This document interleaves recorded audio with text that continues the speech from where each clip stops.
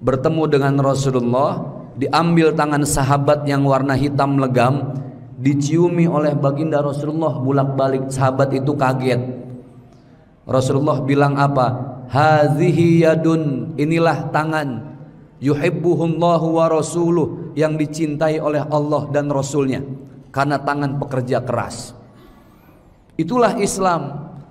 Menjalankan profesi saja itu sudah jihad. Tahu yang menolong sakaratul maut kita menjadi lebih ringan? Bacaan-bacaan Al-Quran yang kita sedekahkan. Karena dia nanti akan mencari kita sendiri, akan menghampiri kita sendiri. Badan sudah tertindih tanah, terhimpit papan, tetapi pahala Al-Quran tidak pernah berhenti menghampiri kita. Itu hebatnya sedekah Al-Quran. Assalamualaikum warahmatullahi wabarakatuh. A'udzubillahi minasyaitonirrajim. Ara'aital ladzi yukadzibu biddin, tahukah kamu siapa itu pendusta agama? Fadzalikal ladzi yad'ul yatim, itulah orang yang menyia-nyiakan, membiarkan anak yatim. Wala yahuddu 'ala ta'amil miskin, tak peduli kepada makanan orang miskin. Alhamdulillah di Kota Pekanbaru dalam satu bulan kita menyantuni 5-6 pondok pesantren, satu pesantrennya setengah ton beras.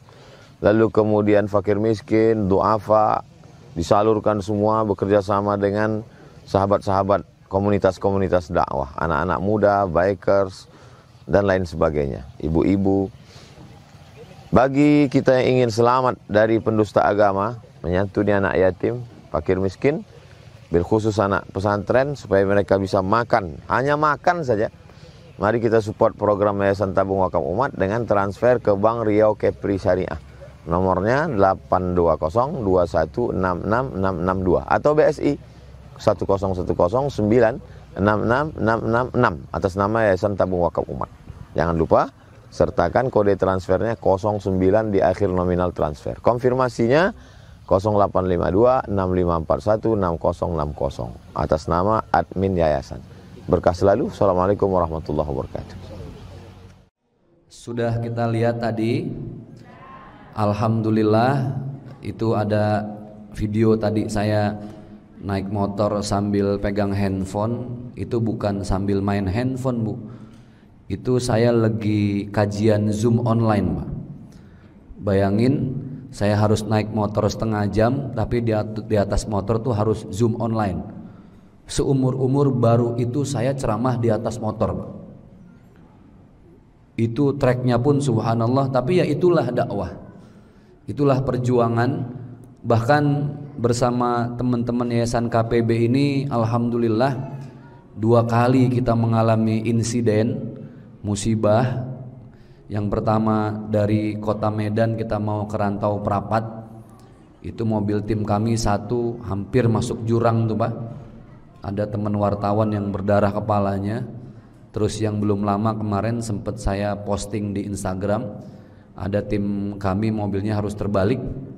Itu di RAPP ya, iya Bang Abdi ya, RAPP ke arah Pekanbaru. Ya itulah dakwah, Pak. Tapi itu semua kalau saya pikir-pikir tidak ada apa-apanya, tidak ada seujung kuku dibandingkan perjuangan para ulama kita, para habaib kita, para kiai kita di zamannya. Belum lagi kita bandingkan dengan perjuangan para sunan yang ada di Wali Songo. Apalagi kalau kita bandingkan dengan perjuangan baginda Rasulullah Sallallahu Alaihi Wasallam. Ada ibu tanya sama saya, Ustadz, saya ini ibu rumah tangga, saya mau berjihad kayak Ustadz. Saya ikut Ustadz aja lah kemana-mana. Jangan, Bu, nanti diomelin suaminya. Ibu cukup di rumah menjalankan tugas, insya Allah ibu sudah dapat pahala jihad. Ada sahabat Rasulullah meninggal karena ikut perang sama Rasul, mati syahid. Istrinya almarhum sahabat Rasulullah ini datang kepada Rasulullah, ya Rasul, kalau suami saya bisa mati syahid, saya juga mau mati syahid seperti suami saya. Kasih saya pedang, saya ikut engkau ya Rasul ke medan perang. Rasul tersenyum. Apa kata Rasulullah? Engkau perempuan pemberani wahai mujahidah, tapi jihadmu adalah di rumah, tidak seperti kami yang laki-laki, wajib mencari nafkah, berperang, mengangkat pedang. Ibu di rumah saja fokus ngurusin 3 hal itu sudah jihad. 3 hal di rumah apa saja Ustadz? Sumur, dapur. Nah itu. Apa Bu? Sumur, dapur. Yang ketiga, Ibu lebih sering jihad di mana? Sumur, dapur, apa kasur? Ya Allah, nenek-nenek emang masih sanggup Bu? Cuma di kampung sini Pak jawabnya kenceng banget. Nenek-nenek jihad di kasur. Bapak jangan mikir yang terlalu jauh, maksudnya beresin spray Pak. Ya Ibu ya. Ibu ngurusin sumur, Ibu ngurusin dapur, Ibu ngurusin kasur, itu sudah jihad. Enak jadi perempuannya. Bapak yang petani, bapak pegawai, pengusaha. Pak Ustadz, kata suaminya, saya mau seperti Ustadz, berjuang di jalan Allah. Pak, dakwah itu ada porsinya masing-masing. Bapak mencari nafkah saja itu sudah jihad. Ada sahabat Rasulullah, tangan kanannya berwarna hitam bagian atas.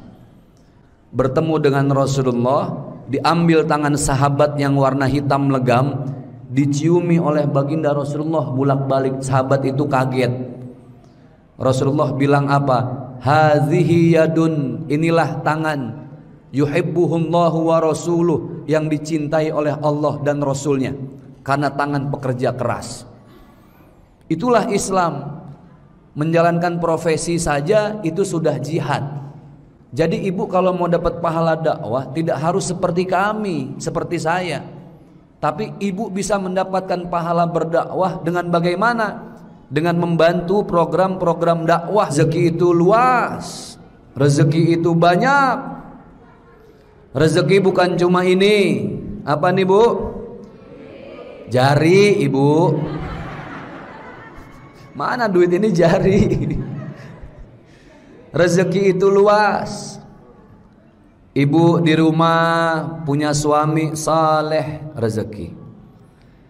Ibu di rumah punya anak yang taat, itu juga rezeki. Boleh sama-sama? Rezeki. Supaya ingat, ibu rumah hujan tidak kebocoran, itu juga rezeki. Mata bisa melihat pemandangan begitu indah, menikmati panorama sekitar, itu juga rezeki. Di rumah ibu suami ganteng, tampan, putih, itu juga rezeki. Di rumah suami ibu jelek, itu juga musibah.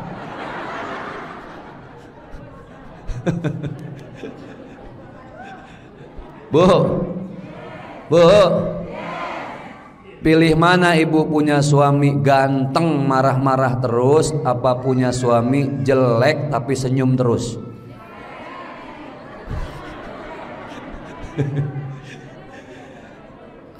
Ustadz Zaki, saya punya suami ganteng. Kalau kata orang Jawa Timur Pak, bahasa timuran, ganteng itu lebih dari ganteng. Ganteng Ustadz, tapi stres saya Ustadz. Kenapa? Marah-marah, emosi. Kata yang satu lagi, mending saya Pak Ustadz, suami saya mukanya apa adanya. Ya 5.003 lah Pak Ustadz. Tapi baik, soleh, Masya Allah. Udah gitu dia senyum terus Pak Ustadz. Suami saya mah nih ya, ada makan gak ada makan senyum. Suami saya biar jelek Pak Ustadz, di jalan ada orang gak ada orang senyum dia Ustadz. Oh ibu mungkin dinikahi orang gila ya. Rezeki itu luas Pak. Kenapa kita tidak banyak bersyukur? Karena kita menganggap rezeki cuma harta, rezeki cuma uang, rezeki cuma materi. Betul, uang bukan segalanya, betul. Tapi segalanya harus dibeli pakai uang. Duit bukan segalanya, tapi segalanya dibeli pakai duit. Ada fulus, mulus. nggak ada fulus, mamfus. Segalanya kan pakai duit, betul nggak Bu? Ibu beli kerudungan pakai apa? Duit. Beli masker pakai apa? Duit. Beli kuota internetan buat Instagram pakai apa? Duit. Ibu jalan ke sini pakai apa? Kaki, Bu. Jadi segala sesuatu tidak bisa diukur dengan uang. Uang harus dicari. Suami mencari nafkah itu wajib. Tapi ingat, uang itu bukan tujuan. Kita ini sering terbuai dengan urusan dunia. Maka Allah sampaikan dalam surah At-Takatsur yang kita hafal. A'udzubillahi minasyaitonirrajim. Bismillahirrahmanirrahim. Alhaakumut hatta zurtumul Alhaakumut takatsur. Kita sering dilalaikan dengan bermegah-megahan, terlena dengan harta. Sampai kapan? Hatta zurtumul maqabir, sampai kita masuk ke dalam liang lahat kita masing-masing. Kalau sudah masuk ke liang lahat, barulah kita sadar kalau ternyata harta itu Allah titipkan bukan untuk kita miliki, tapi untuk jadi bermanfaat bagi banyak orang. Itulah kenapa dalam Islam ada zakat, dalam Islam ada infak, bahkan yang paling luas dalam Islam itu ada sedekah. Maka saya mau bahas rezeki yang tidak kita sadar itu ada 4, Pak. Ada berapa, Bu? 4. Ibu mau catat silahkan, di handphone boleh, mau diingat-ingat silahkan. Apa yang pertama rezeki yang Allah kasih? Al-aqlu, akal, akal fikiran. Apa bedanya manusia dengan binatang? Makanya manusia disebut dengan hayawanun natiq. Manusia itu hewan yang mampu berbicara. Yang membedakan kita dengan hewan ini, kita mampu berpikir, punya akal. Tapi hati-hati, ada namanya kufur nikmat akal. Apa kata baginda Rasulullah sallallahu alaihi wasallam yang menjadi musuh akal kita, yang menjadi penyakit akal kita? Al-ghadabu yuzilul aqla. Yang bisa menghilangkan akal sehat kita itu adalah marah, emosi, temperamen, maki-maki. Hati-hati, Bang. Maka tadi saya bahas Rasulullah sakit selama hidup cuma 2 kali, Pak. 63 tahun beliau hidup sakit 2 kali. Karena apa? Karena beliau pandai menata, beliau cerdas menata amarah, mengolah emosi. Hati-hati, Bapak yang sering kena penyakit kolesterol, asam urat. Itu bukan semata-mata kita tidak pandai menata makan, tapi kita sering tidak pandai menata hati. Itu syutingnya subuh, Pak. Saya kalau syuting live jam 2 udah sampai. Live-nya jam 5:30 padahal harus make up, harus briefing. Udah gitu sebelum Covid dulu jamaah yang datang banyak, tapi ya sama. Subuh-subuh kita udah lihat nenek-nenek juga, Pak. Subuh masih ngantuk, yang dilihat kisut. Tahu kisut, Pak? Kisut, tahu kisut, Bu? Ini bahasa Betawi nih, orang sini bilang sama. Keriput. Yang dilihat semuanya keriput, udah ngantuk tambah lemes. Itu subhanallah, yang datang semua rata-rata nenek-nenek. 80% nenek-nenek yang datang itu semuanya sakit, Pak.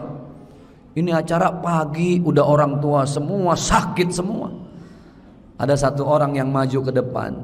Ustadz Danu, Ustadz Zaki, ya Allah, badan saya udah 3 tahun sakit semua, Ustadz. Mana yang sakit, kata Ustadz Danu? Semua, Ustadz, sakit. Iya, sebut namanya. Kan punya nama anggota tubuh. Yang mana? Semua, Pak Ustadz. Kepala, pundak, lutut, kaki. Ternyata guru TK ini yang sakit.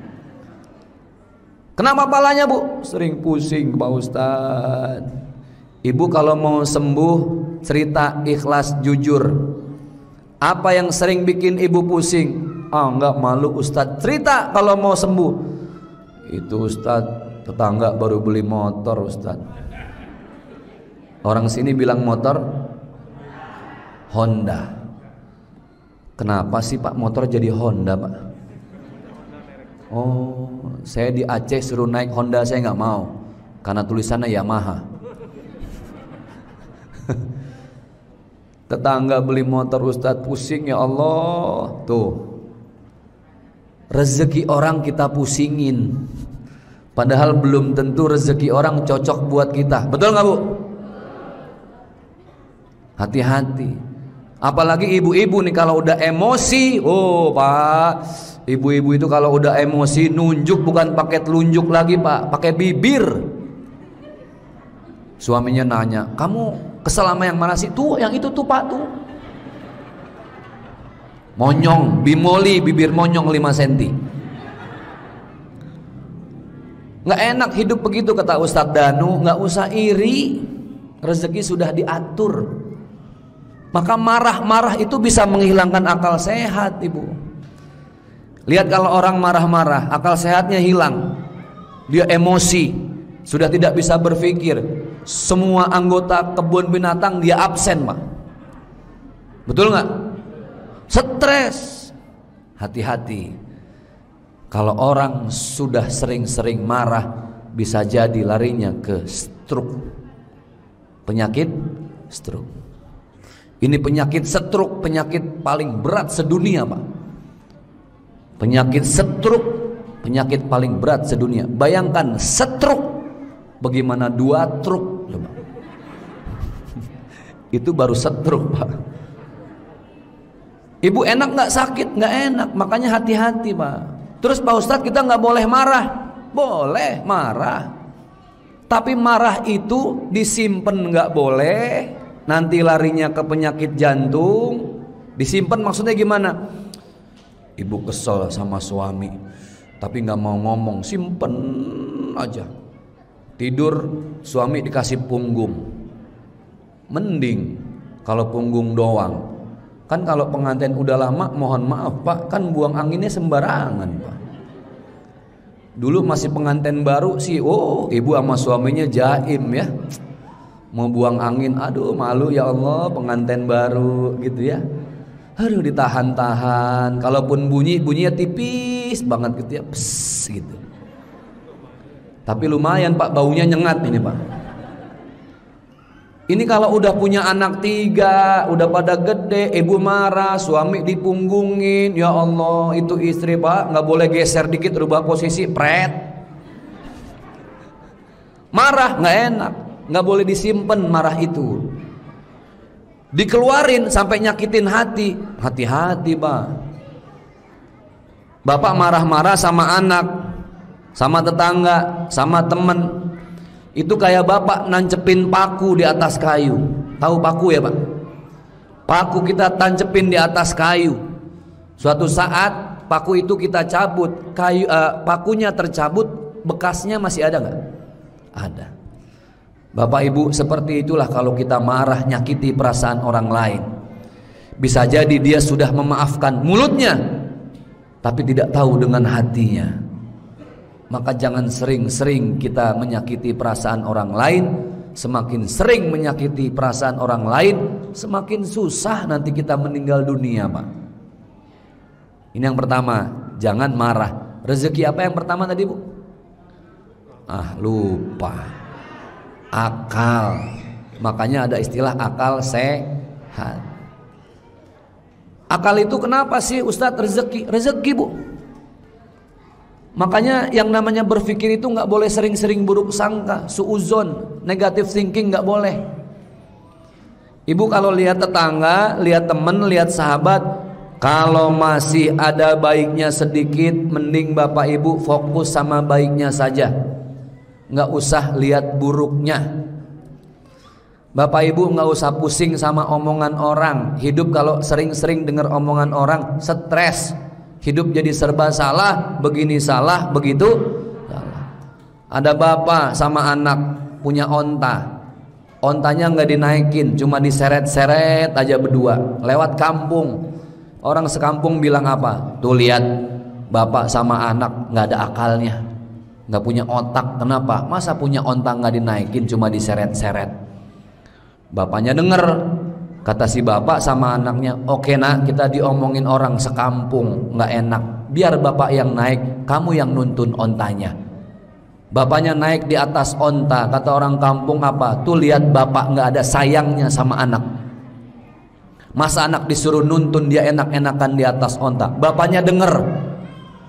Kata bapaknya, tuker posisi nak, kamu yang di atas, bapak yang nuntun. Anaknya naik onta, bapaknya nuntun. Orang kampung bilang apa? Tuh lihat anak nggak ada sayangnya sama bapak.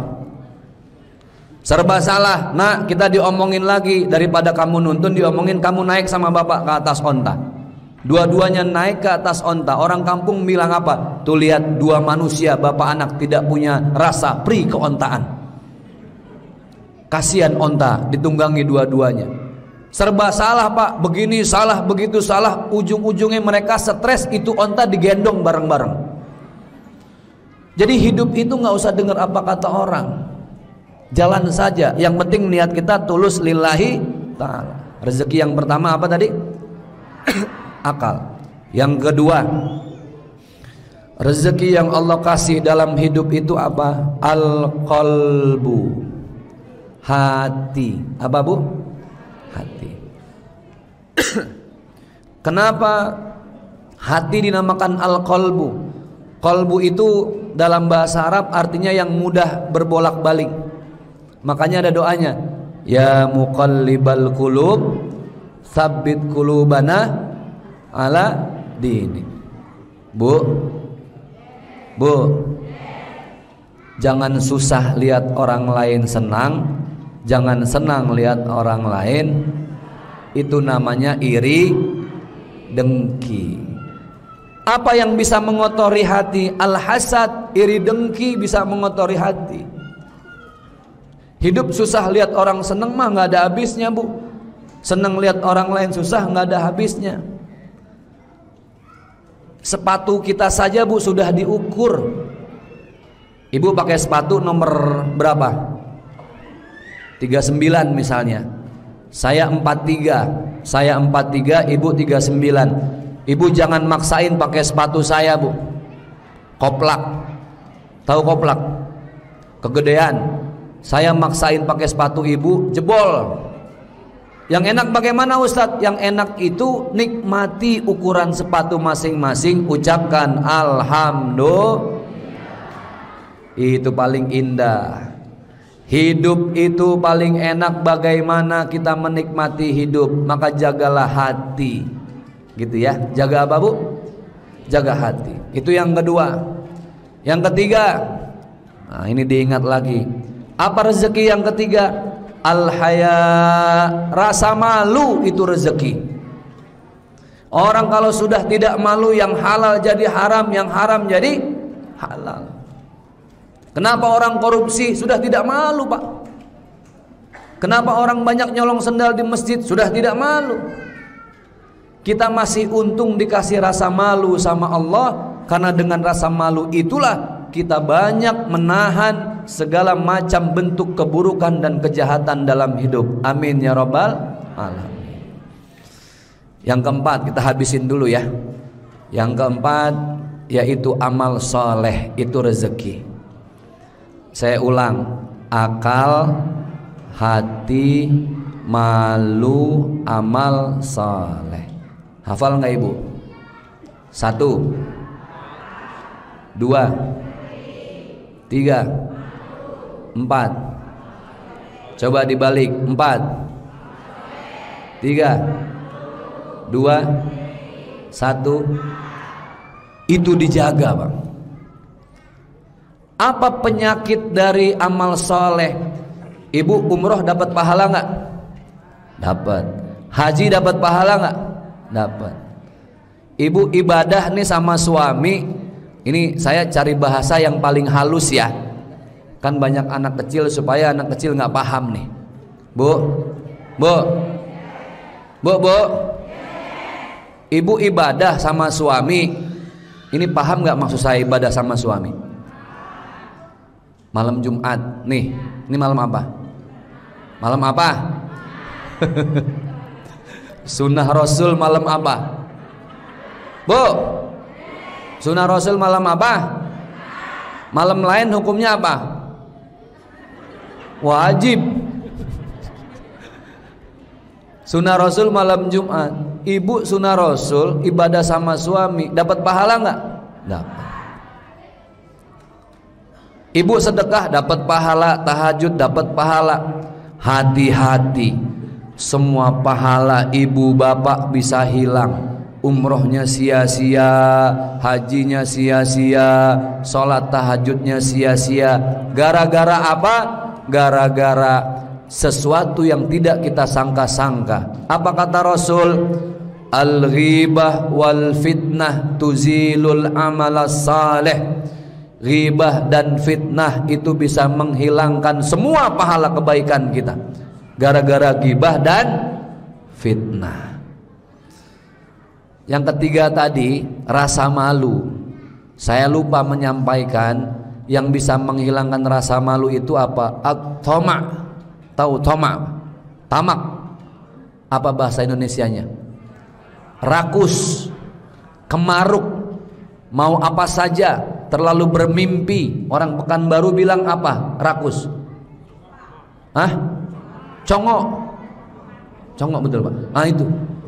Lihat ini mau, lihat mobil tetangga mau, lihat handphone sebelah temen pengen punya, itu rakus Pak. Akhirnya segala cara dihalalkan.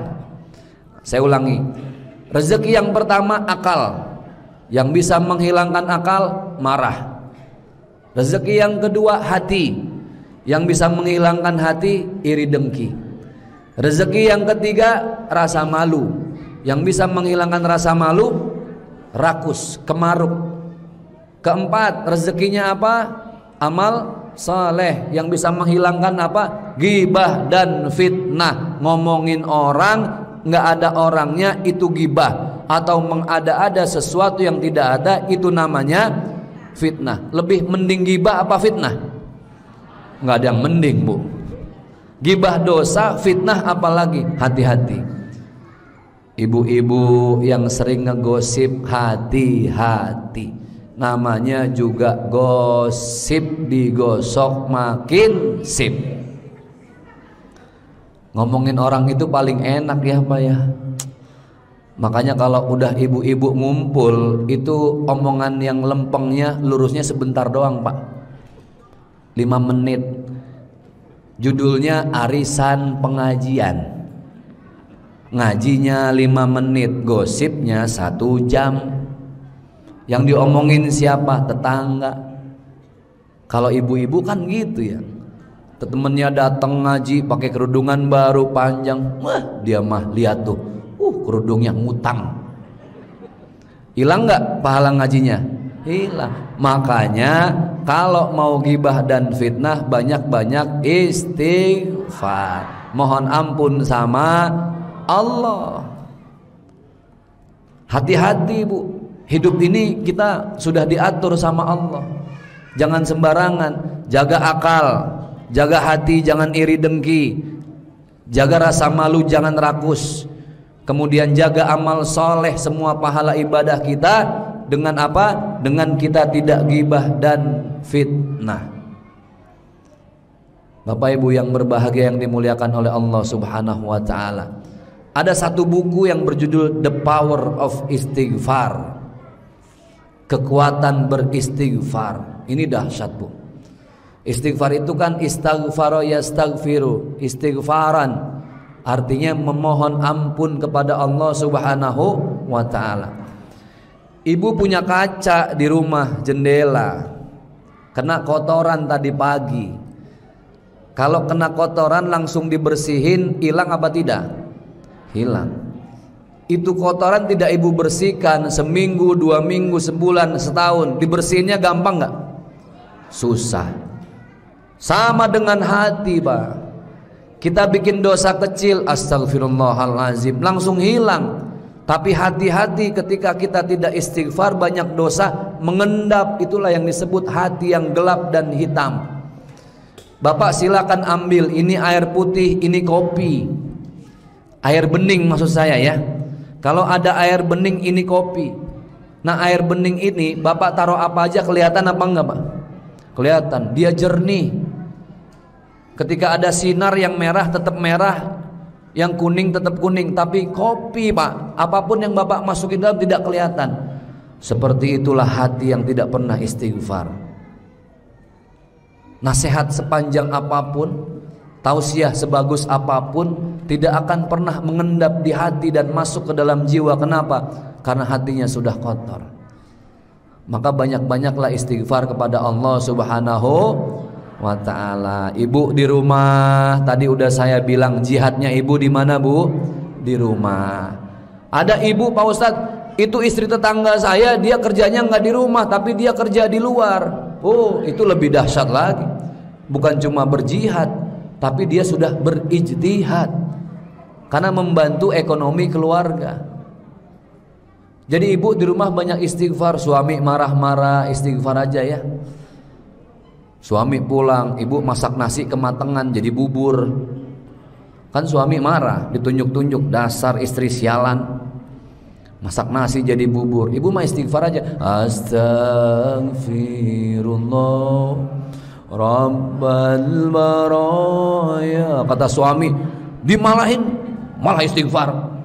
Bukannya mikir, diistighfarin nggak bisa, dizikirin nggak bisa. Ibu santai, ibu lihat wajahnya, tatap matanya, ibu baca pelan-pelan. Allahu la ilaha illa huwal hayyul qayyum.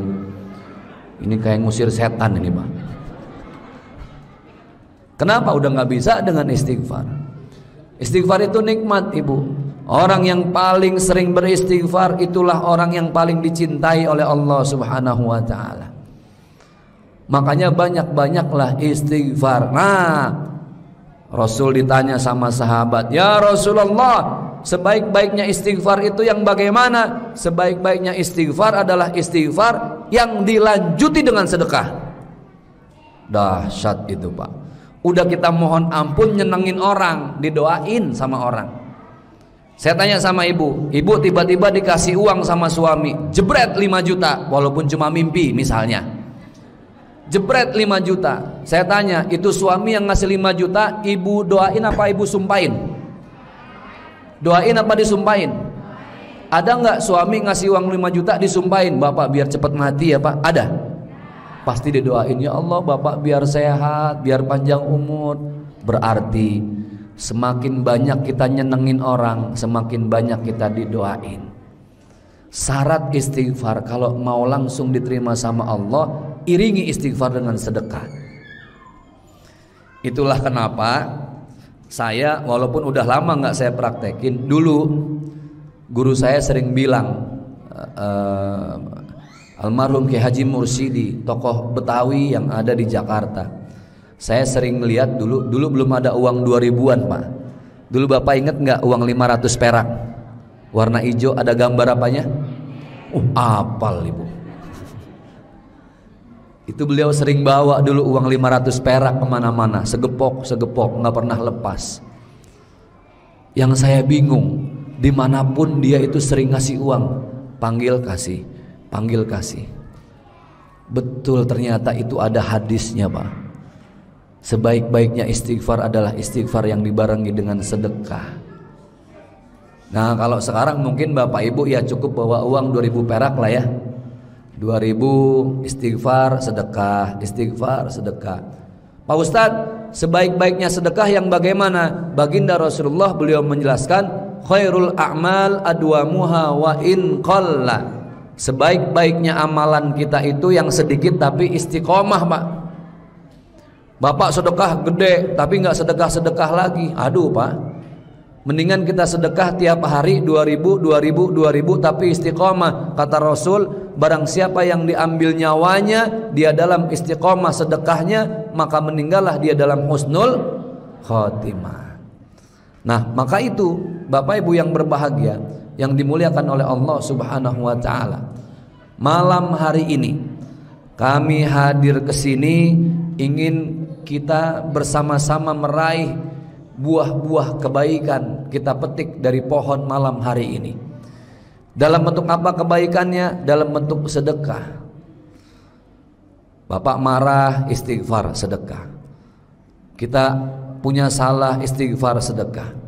Malam hari ini saya ingin menjelaskan ada satu sedekah yang begitu dahsyat, yaitu sedekah Al-Quran.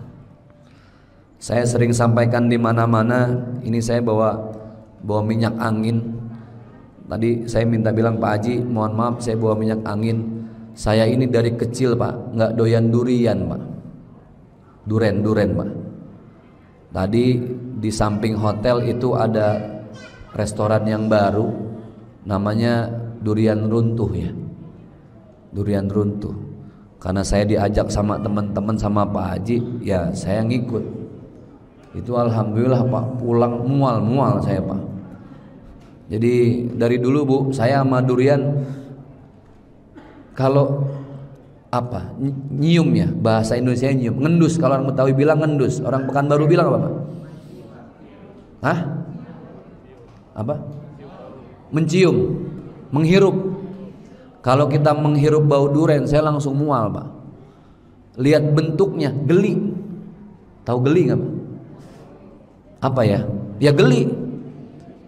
Langsung mual. Makanya ini saya bawa minyak angin, mohon maaf supaya tidak mual. Ini saya contohin. Ini saya sedekah. Sedekah 1 botol. Bu, saya kasih ibu sedekah 1 botol. Sama Allah pahalanya dihitung dikali berapa? 10 botol. Ini hebatnya sedekah dalam Islam. Sedekahnya 1 botol, tapi dianggap, dihitung, dinilai sama Allah sama dengan sedekah 10 botol. Saya kasih sedekah ibu 1 gelas teh. Ibu 1 gelas saya sedekah buat ibu, silakan minum. Saya sedekahnya 1 gelas, tapi dihitung sama Allah berapa gelas? 10. Apa yang kita sedekahkan dihitung dikali 10 sama Allah. Tapi Al-Quran hebatnya, yang dikalikan, yang dilipat gandakan sama Allah itu bukan per Al-Qurannya Pak. Kalau dihitung per Al-Qurannya terlalu sedikit. Oh kalau gitu per juz Pak Ustadz, yang 30 juz. Bukan. Bukan per surat yang 114 surat. Bukan per ayat yang ada 6.666 ayat dalam Al-Quran. Bukan. Tapi bayangkan ketika kita sedekah Al-Quran, yang dilipat gandakan sama Allah itu per huruf hitungannya. Apa ada sedekah yang sedahsyat itu? Tidak ada Pak. Makanya ada doanya kan kalau kita habis baca Quran, Allahumma arhamna bil Quran waj'alhu lana imama wa nura wa huda wa rahmah. Dia menjadi cahaya, menjadi lampu. Kenapa? Karena yang menerangi kuburan kita itu dihitung per huruf. Masya Allah. Bukan per Quran, bukan per juz lagi, bukan per surat. Bapak Ibu yang berbahagia, kan kitab suci agama samawi ada Zabur, Taurat, sama apa? Injil. Ini semua dirangkum sama Allah dalam satu Al-Quran. Itulah kenapa inna nahnu nazzalna dzikra wa inna lahu lahafizun. Allah yang menurunkan dan Allah yang jaga. Ini produknya Allah Pak, bukan produknya manusia. Ini produknya Allah. Maka siapa yang memuliakan Al-Quran, termasuk diantaranya bersedekah, maka Allah lipat gandakan. Saat kita meninggal nanti, ibu misalnya, maaf sedekah malam hari ini, Ustadz saya mau sedekah 1 Al-Quran. Al-Quran ini sampai ke santri, sama santri dibaca. Pas dibaca, ibu tiba-tiba di sampingnya sudah ada malaikat Israel. Kita nggak pernah tahu. Tahu yang menolong sakaratul maut kita menjadi lebih ringan, bacaan-bacaan Al-Quran yang kita sedekahkan. Karena dia nanti akan mencari kita sendiri, akan menghampiri kita sendiri. Badan sudah tertindih tanah, terhimpit papan, tetapi pahala Al-Quran tidak pernah berhenti menghampiri kita. Itu hebatnya sedekah Al-Quran.